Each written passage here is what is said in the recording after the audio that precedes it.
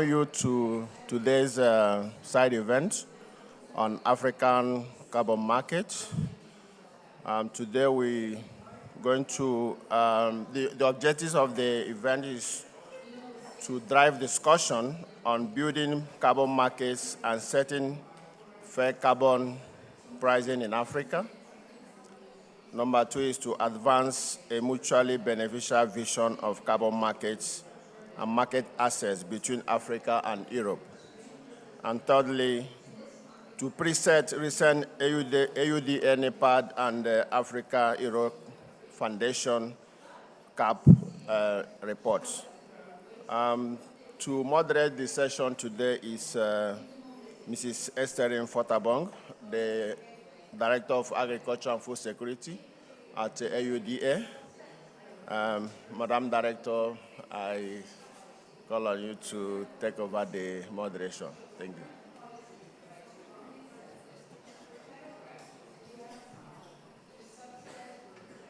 I don't have a pen. Is this yours?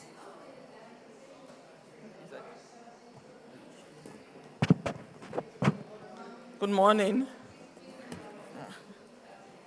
Let me welcome everyone to this very important event on boosting carbon market opportunities to meet Africa climate finance need. This event is jointly organized between the African Union Development Agency, NEPAD, and the African Europe Foundation. We have been partnering with over the years. Last COP, we had a very good side event, and we intend to have another really productive side event today with all of you. I really want to appreciate the presence of you all here. This COP is actually very busy, extremely busy with so many side events, and the venue is so huge that running and from one event to another is a challenge in itself. So I guess we all can take solace to say that, we've not been to the gym or doing our normal work, exercise, but just moving from one side event to another is enough exercise, I believe. So thank you all so much. The NEPAD CEO, Her Excellency Nandrus Bekele-Thomas, should be here, but she is stuck in the Connect building and making her way. But because we are short of time, we really have a limited time to have this very important discussion. We feel we should start, and then whenever she comes, she will make her intervention. So let me welcome all the speakers who have joined us here today, despite their very busy schedule. I will come and recognize them. We have, of course, Madam Kala Monteseb of the EU, who really is a faithful partner of the African Union and the African continent, ever been present to share experiences. We have Dennis Dyer, who is here as well. We have Kalin Nowen, who is also here, and we have Dr. Muyungi, the representative from the Tanzania government. These are our panelists who will be joining us to have this conversation. But before we get to the panel discussions, we have two very important reports. One that was undertaken by AUDA-NEPAD, and the other one that was taken by AEF. We will present the findings of these two reports, and Madam Bekele-Thomas, when she's here, will launch the NEPAD report. If technology can work with me, we will just project the slides. Is it possible?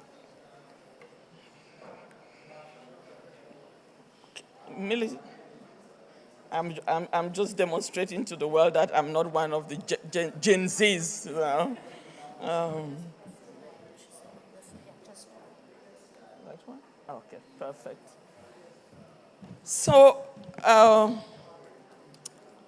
AUDA-NEPAD, we've been following very closely the conversation on carbon financing, climate financing, and carbon credits as really important mechanisms and venues for Africa to leverage resources to support, building resilient ecosystems, food systems, but also promoting Africa's development.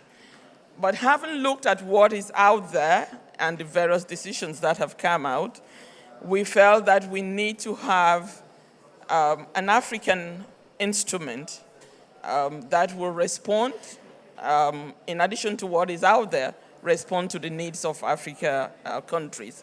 So we undertook this study to find out, just to give a brief overview of carbon markets in Africa.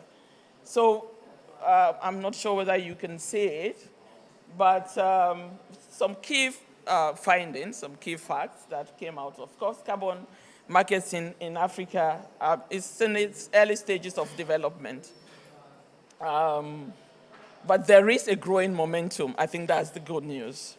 There's more awareness that these are mechanisms that Africa needs to participate in, given the right conditions.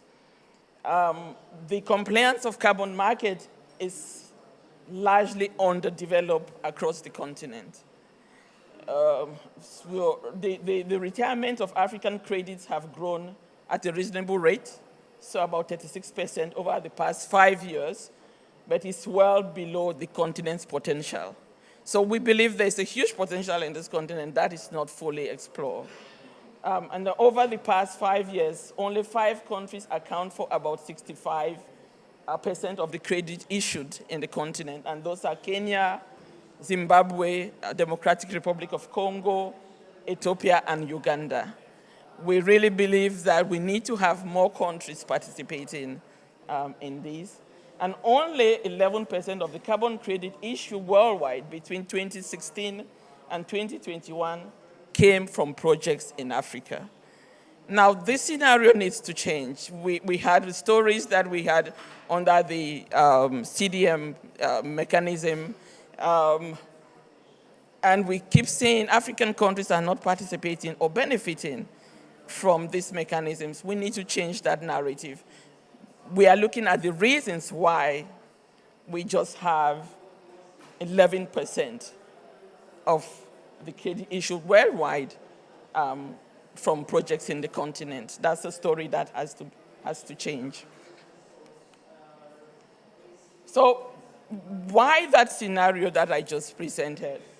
What are the barriers for Africa's carbon market growth?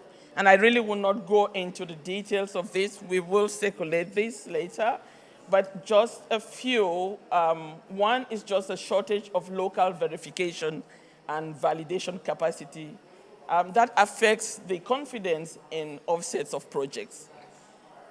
The second is the huge reliance on brokerage, which takes up cost and usurps the end profit that came to the project developers. You want to see that the investments in the projects are actually going down and benefiting communities. To encourage more projects. The third is the non-contextualized methodologies to meet the specific needs of Africa as a continent. Yesterday, we had another side event, and we were talking about the lost and damaged fund and the issue of methodology of how would activities funded under the lost and damaged fund be defined. I think we have a similar issue here, where the existing standards, we believe, are not favorable to the African continent.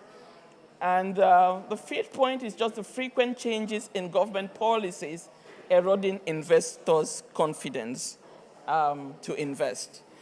the whole governance situation in any business, in any situation, there have to be some certainty that the regulatory environment, warrants and guarantees that those who are investing will see benefits from their investment. The sixth point, we have a lack of existing national frameworks and structures for carbon markets. Well, a few countries are getting there, but largely we still have the absence of dedicated regulatory frameworks at the national level in many African countries.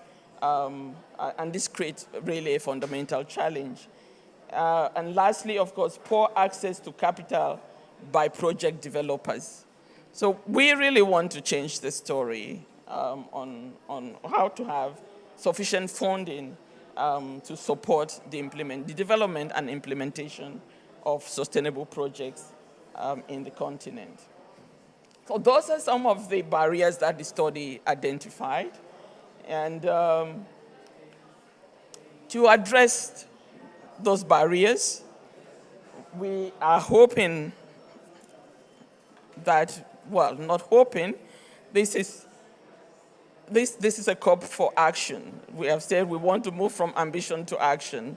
So while recognizing those challenges, it doesn't suffice to just talk about the challenges, but look at solutions, possible solutions for these challenges. So we are proposing as AUDA-NEPAD to work with our partners to propose, and support the creation of an ideal carbon credit ecosystem tailored to the African market by facilitating the setting up of the following. So we want to see more verification agencies at the country level. And we can have a conversation around these things that we are putting here to build confidence among market participants, investors, and other stakeholders by ensuring that there is adherence to standards. We want to have an exchange platform, an African exchange platform that will be established and formalized as a marketplace that aggregates carbon credits and promotes issues of liquidity and price stability. We think there's need for technology infrastructure, which doesn't exist right now, to provide the necessary technological frameworks for monitoring, reporting, and verifying the emissions from these projects. Of course,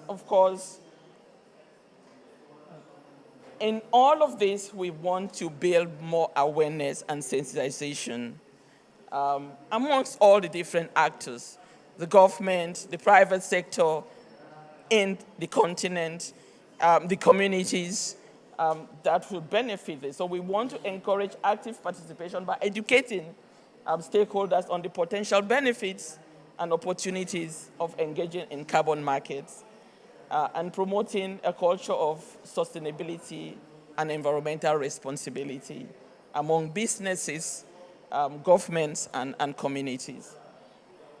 So that sensitization campaign we want to do, and we want to also build capacity in the public and private sector.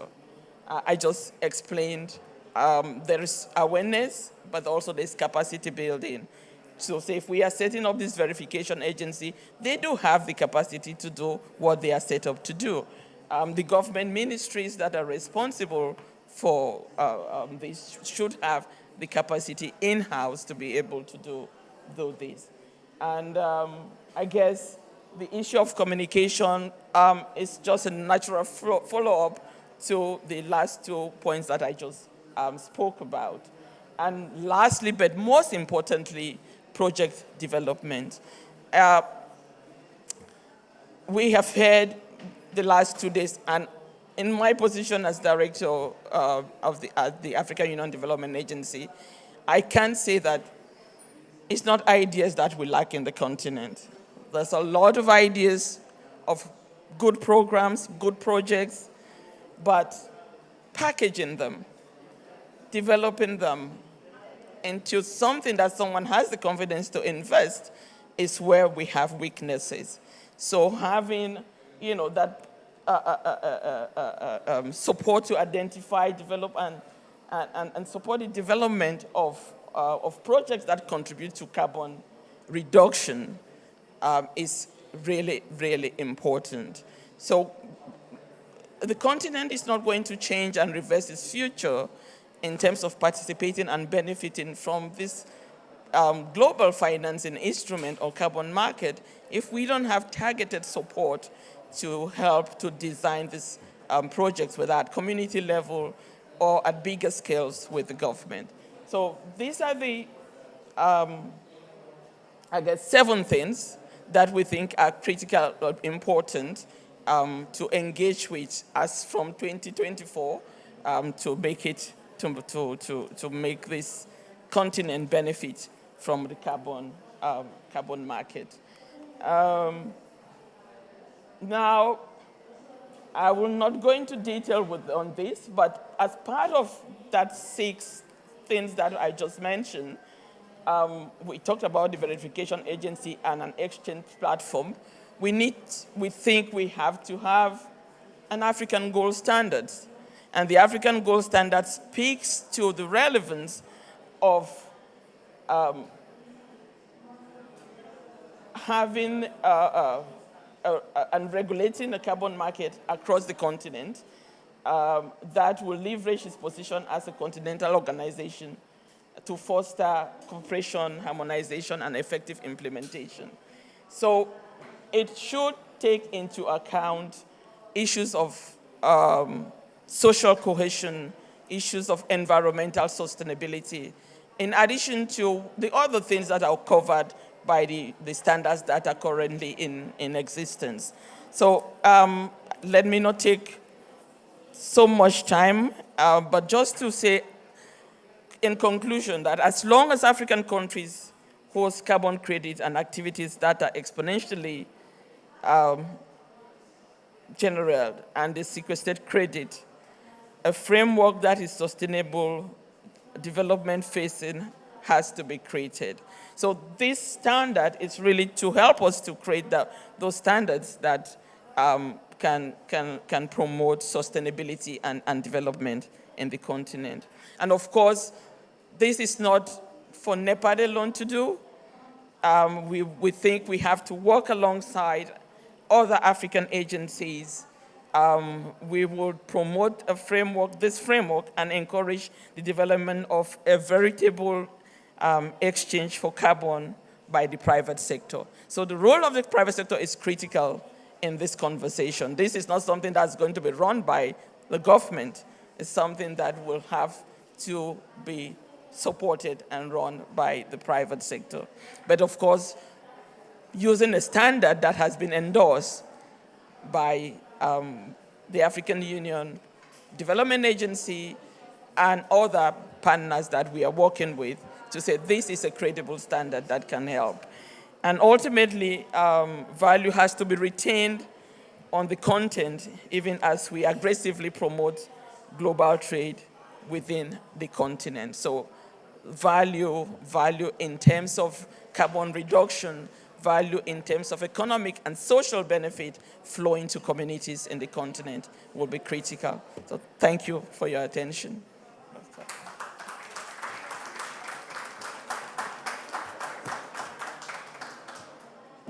Thank you. Vincent, I don't know, but apparently I have to remove this hat of making a presentation and invite, Kelly and I have to invite you to come and make the presentation on the EFF CAP-A report. Thank you.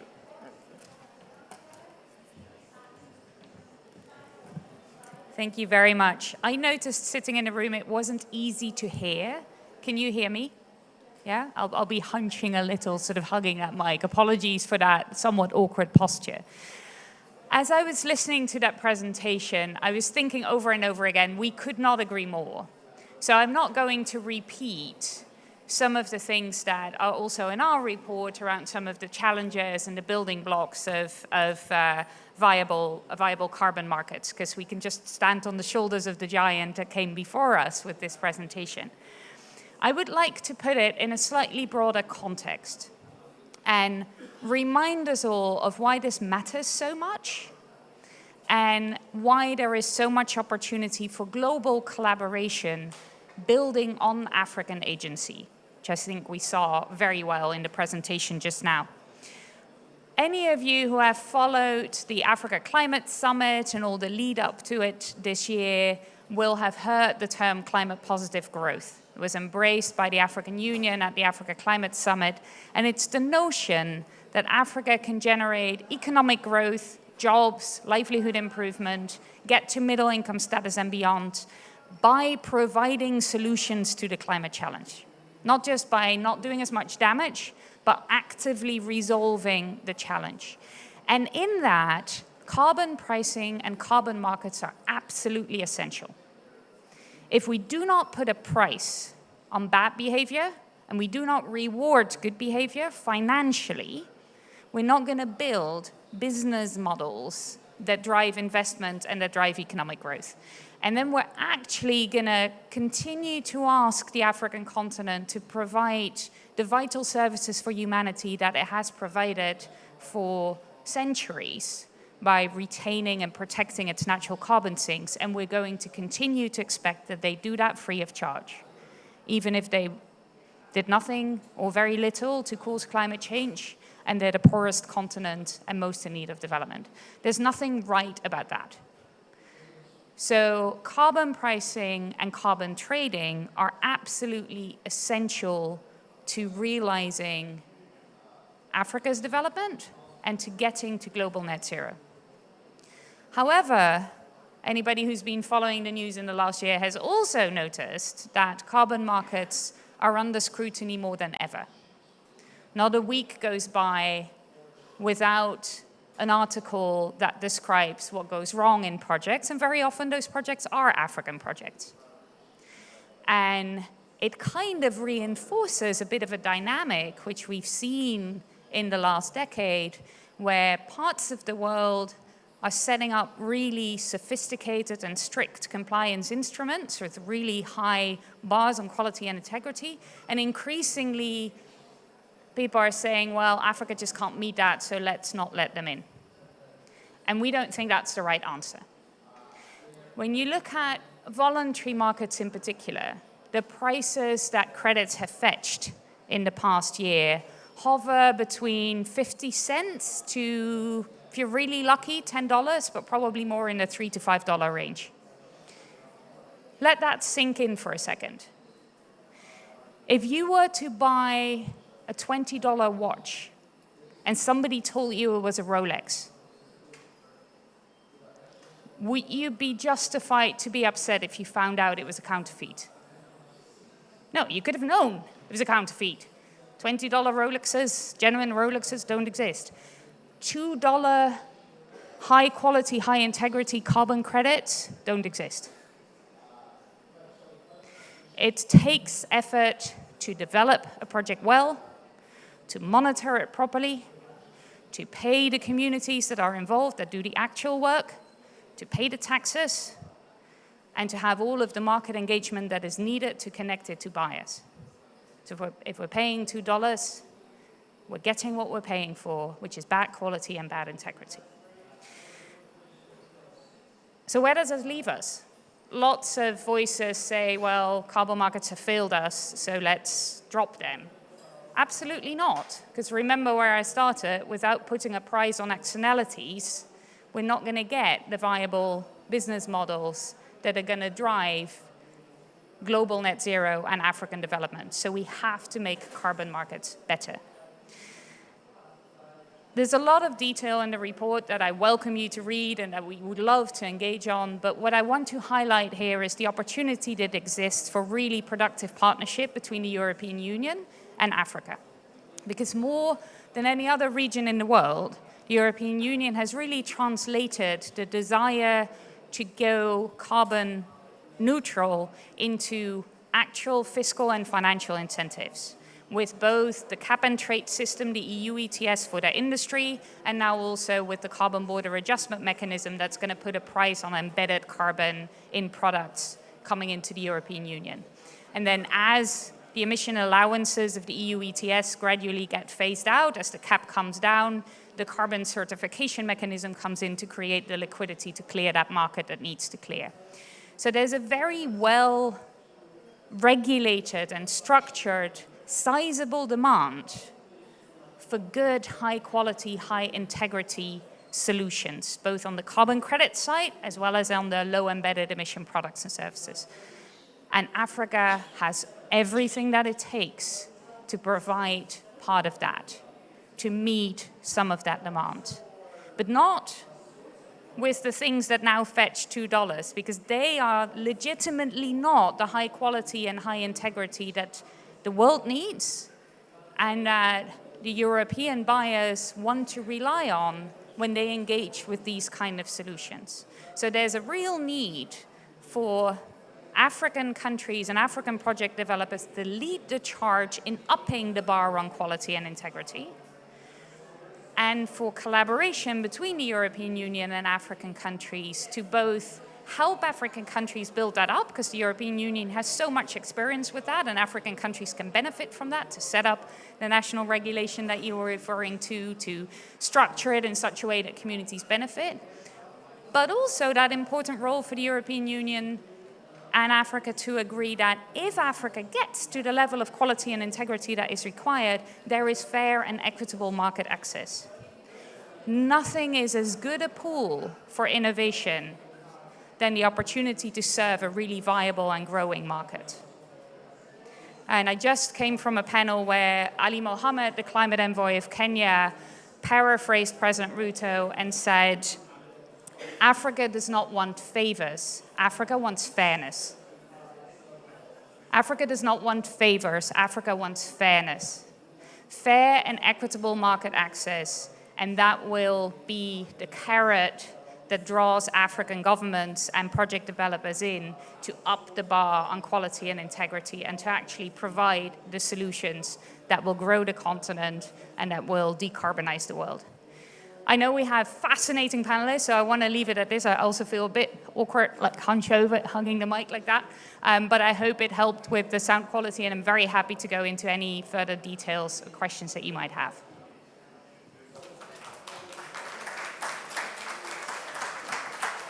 Want me to be here?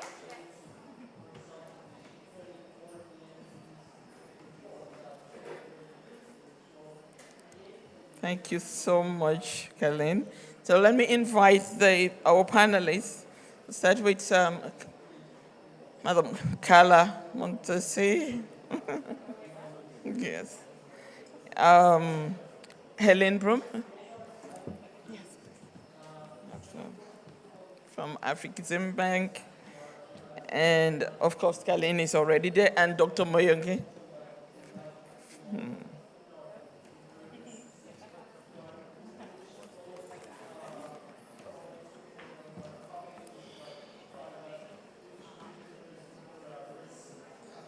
So, you know, I feel like this COPs are so, we have such limited time. I have such a wonderful panel here.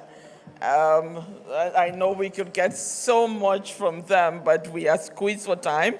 So what I will do is just, just put the questions out there that we will want the panel to discuss, and each of the panelists will take and speak to any one of them. So we have, how can the carbon market potential of Africa contribute to filling its climate finance gap? And what is needed to ensure a fair price for carbon credits in Africa? What are the barriers? I'm sure Afrexim Bank can answer the question. Carla can answer the question. Richard, Dr. Muyenge can, and same as Colleen, we just spoke a little bit about that. The second question, what can Africa do to structure its national carbon markets and meet international standards for greater cooperation and exchange with international partners? And I don't know whether this is helpful for the panelists, or I should go question by question. It's okay? I just flow? All right, good. And what would you say is most needed to ensure greater cooperation between Africa and Europe as we move towards 2024 and progress is achieved on Article 6 of the Paris Agreement? And what will you also say will be the 1, 2, 3 things that Africa, supported by all of us, should focus on immediately so that we increase our participation in the carbon market? So, who is the first one to start? And we have just one gentleman here. I like this panel.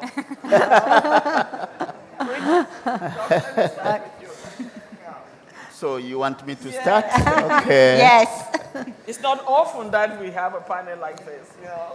Yes, okay. So thank you very much for inviting me to speak. I'm struggling between noise, so that we can hear each other. So, and I'll start with your first question. What needs to be done to ensure that Africa can benefit from the carbon market, no? That was the question. I'll give you 2 minutes of my experience because I was a member of the CDM Executive Board way back in 2007 and 2008 when I struggled with Christiana Figueres to come up with what we call the small-scale working group, which actually brought on board the POA.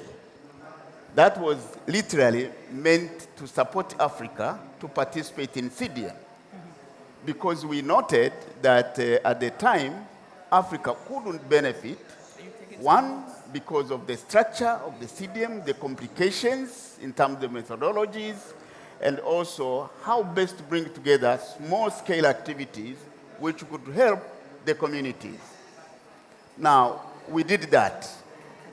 But as we concluded CDM, you all know, hardly 2% of the CDM projects benefited Africa.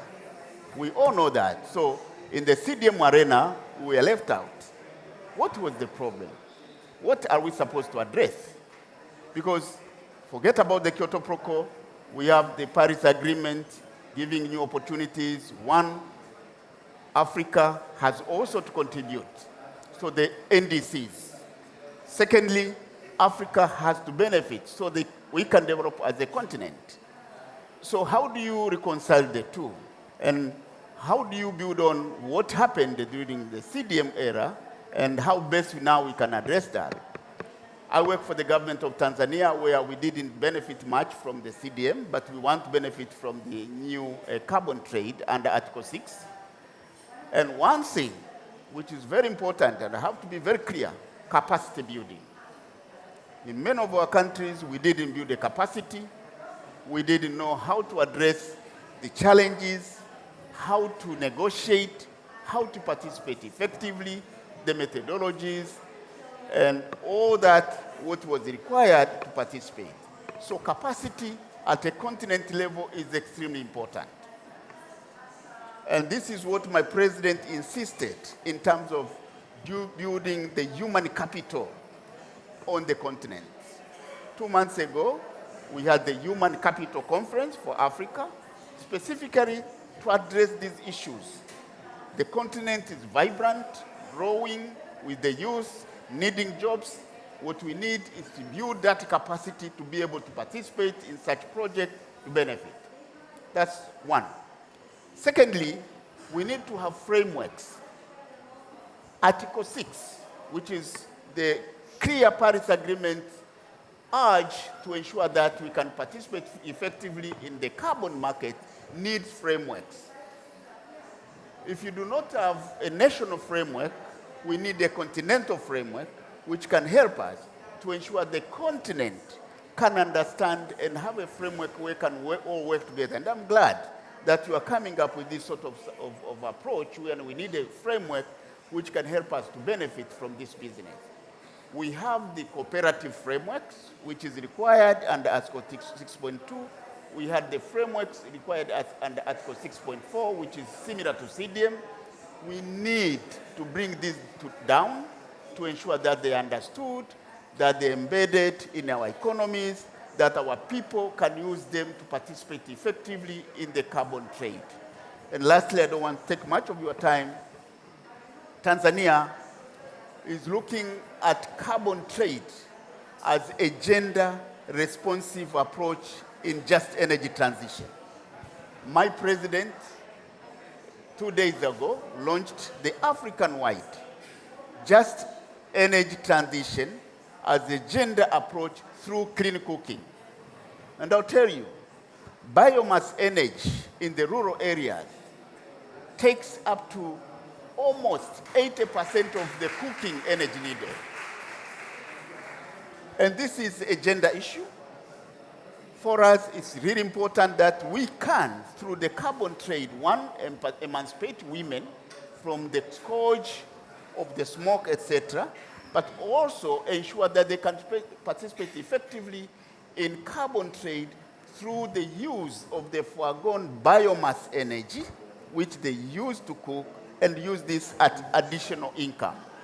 But as I said again, as we see it at a continent-wide level, we need to put frameworks, we need to build the capacity, we need to engage the girls, the women, to ensure that their capacity is there and they can participate effectively. And at the government level, we set up frameworks through such an approach. So let me end here, but I think I wanted to give you this perspective to start with. Thank you so much.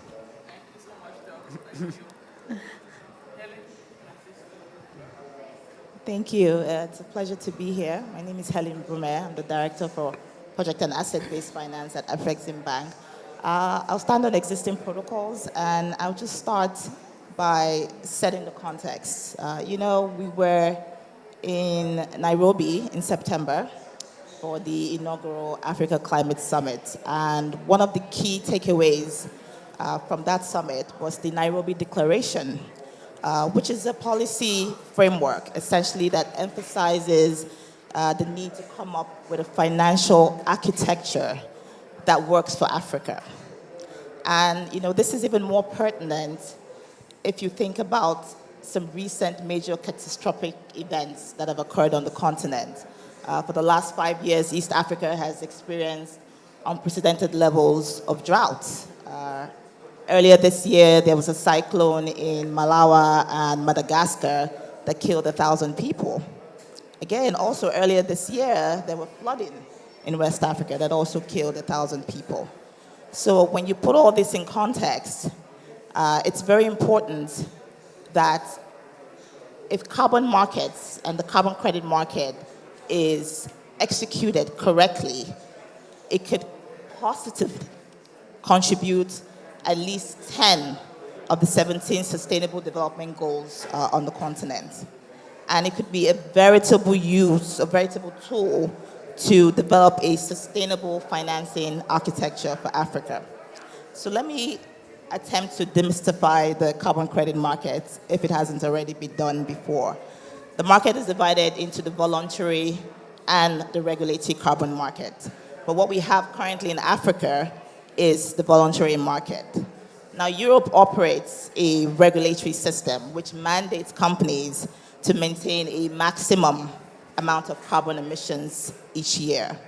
Now, particularly for energy and industrial companies, it's very difficult to maintain that maximum emission, especially within their regular operations. And these are some of the biggest polluters in the world. So these companies will seek to trade carbon credits to comply with the emissions regulations.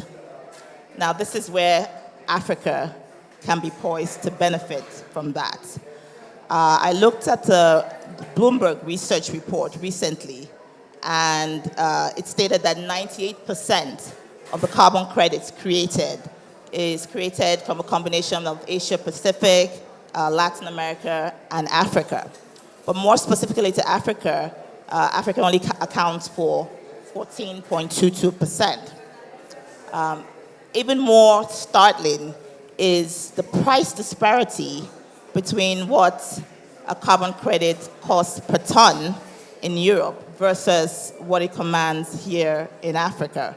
I mean, on average, it's about $80 per ton in Europe, but we struggle to get $10 per ton in Africa. And I know a lot has been said, but I think one thing that we need to highlight is the absence of an institutional framework. And I know that there's several initiatives going on, obviously one being led by the ACME group to put in place some of those frameworks. But when we look at the role that Europe is going to play, because essentially Europe is going to be looking to Africa to help reduce some of those emissions. I mean, the Congo Basin on its own absorbs 3 times more emissions than any other where in the world. So it's in the interest of both continents to collaborate effectively. We'll be looking clearly from guidance from Europe to help our countries and our governments and even the private sector establish those institutional frameworks. Afrexim Bank was invited in February to be part of the steering committee of the ACME group. In addition to that, we have recently commissioned some research around biodiversity credits because we believe and we recognize the importance that biodiversity credits will also play and feed into establishing a more viable and more vibrant African carbon credit market. UNECA has worked with the Congo Basin to establish a registry platform, and the idea is to replicate that because we don't want to create a monopoly, but we also want to create the kind of standards that will allow African carbon credits to be recognized the same way they're recognized in Europe. I'll stop here right now because I see my moderator is winking at me. Thank you very much. Thank you so much, Helen. I'm so sorry to do this, but the time is so short and there's so much to thank you. Please, Carla, but let me also recognize my CEO, Dr. Henry. Yes. The CEO first or CEO in the conclusion? No, please. Okay, I will be very short because I know that we are under pressure, and in fact, also in your presentation, dear director, you have already introduced many of the items that are answering to your question of what can Africa do to structure this carbon market.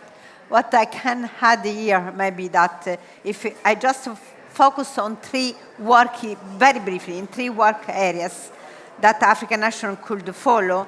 First of all, I would like to mention that African nations need to make sure that they have a good overview of the carbon market, the carbon market functioning in their own countries. That is joining what you were saying. On forest, energy, agriculture, it's essential that we look to the design and implementation of national regulation in each country. So this regulatory approach has to be really the first thing that has been taken into account, a regulatory approach that will ensure these 3 words that we are listing a lot at the COP: high integrity, including environment and the social integrity. We think that this will be the key elements.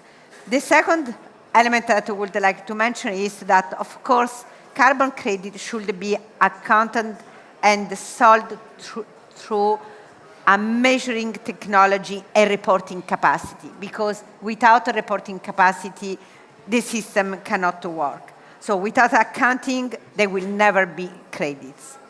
Therefore, we really need to build on strong monitoring, reporting, and a verification system that has to respect the Paris Agreement. The third element that I would like to mention is, of course, that African countries, like all the other countries around the world, need to be in compliance with the Paris rules. So, in full respect of what you already mentioned, the Article 6. We know that it's a long process, which will need strong transparency, accountability, the authorization process, so it will not be achieved in one day, but it's an important step. Now, you mentioned in your beginning that it's a matter of a stronger partnership between Europe and Africa.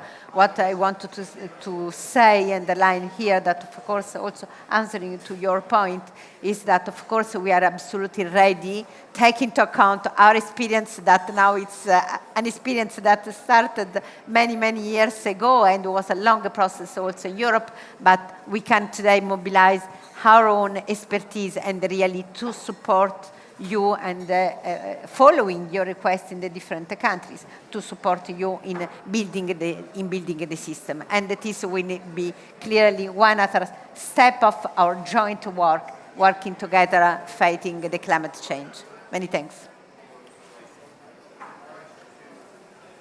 Thank you so much, Carla. Helen, what do you have for Very, very, very, very shortly, because I do really want to make sure your CEO also gets the floor. You asked what's most needed for European Union and Africa. That's the question I want to pick up on. I think a very important first step is real realization of an alignment on the mutual interest. There's real mutually beneficial interests that a good collaboration on carbon pricing and carbon markets, both Africa and the European Union can benefit from. And when there's a win-win, there aren't win-wins everywhere, but there's a win-win to be had here, and when there's a win-win, progress is always much, much faster. So making sure that we understand that alignment and we find commonality going forward. And then the second, it's been mentioned so many times already, that support around the national capacity and the national regulation, because that is what is needed to set it up in such a way that communities and governments benefit fairly, and participation to Article 6 markets is really possible, which is where the higher prices and in the future the bigger volumes are going to happen. I wanted to leave it at that to give respectful closing space for Madam. Was that too soon? Do I need to fill a bit so you can get ready? I can talk. Thank you so much. I really want to thank the panelists, because the things that are coming through from Prof, from Dr. Richard, from Africa Zimberg, from Carla, and from you, the whole emphasis on capacity building to have, capacity to actually design those programs. The regulatory frameworks at the country level is coming up as really important. Having a good overview of the carbon market itself and that learning between, Africa and Europe to learn from their experience is critical, because it will help us to move forward. And critically, the capacity for accounting and reporting, because that's where you get the credits, and the compliance with the Paris rules is important. And of course, everyone has emphasized the point on partnerships, not only between Africa and Europe, AUDA and the EU, but with the private sectors and the communities that are supposed to benefit from this carbon market credits that we get. So, and of course, the alignment of our interests to speak with principally the developmental objectives of the African member states is what is actually driving us here as getting resources. So please join me in really, we don't have the time. I know there might be questions in the room, but if you will excuse us, you can always send to AUDA-NEPAD, and we will channel those questions to colleagues. But I know they are standing out there. If there's really one burning question, one. Maybe 5 minutes. One, before I call my CEO. Okay, very quick, straight to the point, no elaboration. One from that side and one from this gentleman. So those two. Come on, please. Yeah. Sorry. Don't kill me. Super quick. So yes, the importance of national regulatory framework, but what about the risk of fragmentation? So having different conditions across Africa that maybe due to political decisions of different countries impose different conditions to the development of carbon markets. So do you see it as a risk? And if so, how do you think it's important to solve it? We'll take the second one.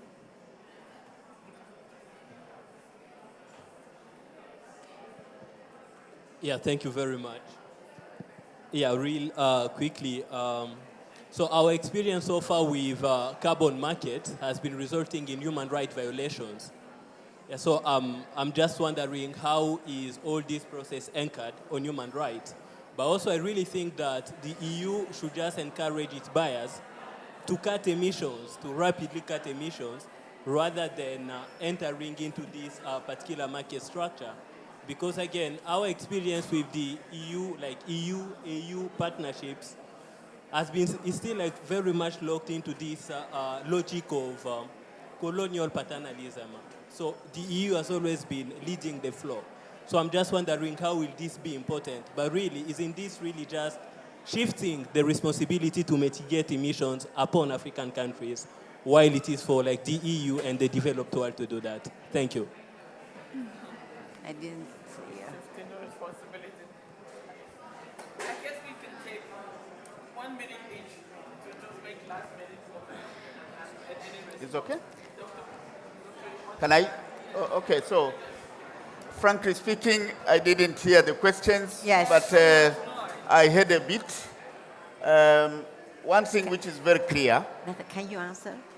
the carbon markets and Article 6, very, very important article which gives us how best we can use the markets to address the global problem.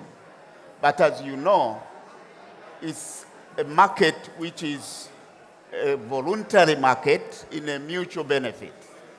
So I don't think it's about conditionalities at a national level, but rather frameworks where you have to discuss and ensure that you both benefit. So I know countries now are struggling to understand how this market works.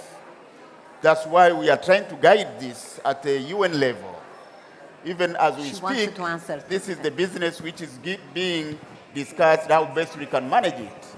So I think as we move in the learning curve, it shouldn't be an issue of conditionalities, but rather an issue of getting a better understanding so we can work together. That's my understanding. Well, I mean, just to address your question, try and address your question. I mean, you do raise a valid concern. You know, UNECA worked with the Congo Basin to establish a registry, and the idea is to replicate this regionally. But, you know, the overarching aim would be to aspire to the European standards, right? So, you know, you do want more than one because you don't want a situation where monopoly exists. But I think the ones that will stand the test of time are the ones that comply to the highest standards. And I think, you know, just looking at what ACME is trying to do, which is really to galvanize and mobilize all of the African countries to come together and create an African-centered regulatory platform that would supersede the regional ones ultimately. Thank you. So I'll try and, oh, does it work? No, it doesn't work. Does it work now? Should I take this? Is this better? No? Okay. I'll try and just speak loudly. I'll try and address both of the questions really quickly. So very much building on what's just been said, there is a need for and there is a space for regional collaboration. Let's not reinvent the wheel, right? You've got ACME, you've got the initiatives that AUDA-NEPAD are doing, UNECA, but at the same time, let's also not fall into the trap of saying Africa's one place. The countries have different contexts, the countries have different needs, the countries have different regulatory systems, different fiscal systems, different governance systems. A federally organized country cannot have the same set of regulation than a centrally organized country. Like, we have to recognize that specificity, and we have to give the space to African countries to design the regulation that works for their specific context. But let's try to not reinvent the wheel, learn from each other where we can, and give space to contextuality where needed. To your question on the human rights violations and who has the obligation to do what in this system, on the human rights violations, sort of, you know, I go back to the metaphor I made for the $20 Rolex, right? As long as these credits are still so cheap, we cannot expect them to deliver well, which is why they cannot be that cheap, which is why we need to get to more global carbon pricing and carbon markets where that price is higher, because then you have the revenue to start enforcing proper tracking and proper rights allocation and revenue allocation. On the question of who has obligation for what, it's a much longer discussion that I'd love to go into. What's often misrepresented a little is, yes, I'll make one sentence on it just to be respectful of the question and the concern, which is very real. What is often a bit misrepresented is that carbon credits is like that's Africa taking care of it. If done well, Africa is going to be paid well by others who have an obligation to reduce and to compensate for what they can't immediately reduce. The burden is still on the emitters, and they will pay African countries and African projects to provide the solution, and Africans should benefit from that. That's what we want to move towards, and that's where the moral obligation and the legal obligation needs to sit. I could not agree more. No, no need. Perfect answer. So let me invite my CEO, Your Excellency, Madame Pikele Thomas, to come and give some closing. You use that one. I use this one. Yeah. Hello. Yeah. Thank you very much, Excellencies, and our partners that are there. You know, thank you so much. I would not have anything to say, but just to have like 4 key messages, you know. And the first one is we know for sure that, you know, while Africa requires 2.5 trillion for climate actions between 20 and 2030, only 12% of this, a mere 30 billion, materialized in 2020. We have really an obligation for all of us to mobilize these resources. That is number one. The second one is really looking at, you know, the promise of carbon market. It's not just mobilizing resources for that, but there is really a compelling reason why we need to mobilize resources. So, you know, in the last climate summit that we had, President William Ruto, I would like to quote him, at the 2030 Africa Climate Summit, eloquently expressed that restoring and expanding Africa's natural carbon sinks is not just an environmental imperative, but an unparalleled economic gold mine. It's not only also a gold mine, it's an obligation. It's our own global obligation and also moral obligation. And also it's a life survival, you know, thing. It's not just something that we need to do just to do it, but we need to really survive. The next generation needs to survive, and we need that. So, you know, today, as we launch this publication, and thank you very much for the partnership, it's also to celebrate the launch of a strategic partnership between AUDA-NEPAD and the Africa and Europe Foundation. Really, we thank you very much, and we know and we understand that this partnership is critical. We have to work together. These are 2 continents that are combining forces, and we are related culturally and wherever. We are united to make sure that this happens, and we thank you very much for that. And finally, I would like to say that AUDA-NEPAD is really truly committed to this. You know, it's the most important aspect of our program, and our raison d'etre really is to really make sure that this climate action is implemented. I thank you very much. Please, let's all hold hands and move and, you know, walk the journey together. Without all of us, this will not materialize. But the first step is our relationship, and I want to thank you very much. Thank you so much, Esther. Thank you so much for all that organized this event. Thank you very much.